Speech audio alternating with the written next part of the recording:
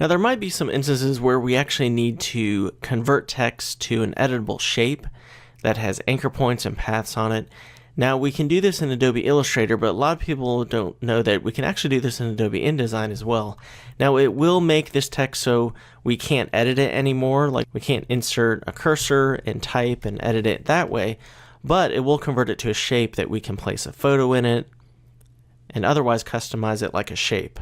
So we would use this for larger text like titles and text that's a graphic rather than, say, body copy. So with this selected, let's go to Type and then Create Outlines, and there's the shortcut Control-Shift-O on the PC or Command-Shift-O on the Mac. And what that does is it converts the entire object into a shape.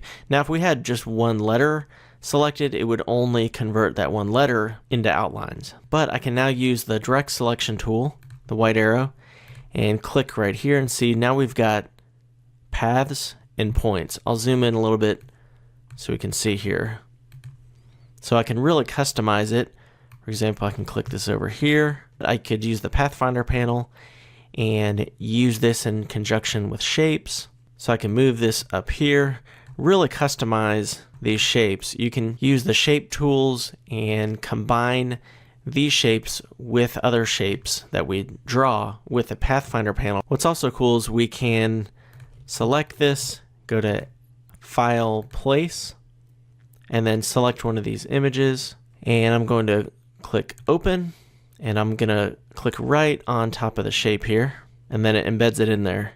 That's a little bit zoomed in, so remember we can go to Object, Fitting, and then Fill Frame Proportionately. That zooms it out a little bit. And we can do the same thing with this one down here. File, Place, and I'll select the same one. Instead of clicking on top of it, remember we can just do Replace Selected Item. I'll go to Fill Frame Proportionally, but then I'm going to use the white arrow here and just move it around a little bit. I'm going to make it a little bit larger and move it around so it's a little bit different. So I'm just resizing that image inside that frame, and this frame is a custom frame. And we could actually combine these. Let's say we want to bring that mountain area up a little bit, almost like it's combined with this one. And we can still add other effects, like we could add a stroke to this if we wanted, make it a little bit larger, and so on. So that's creating outlines of text so that it's a shape.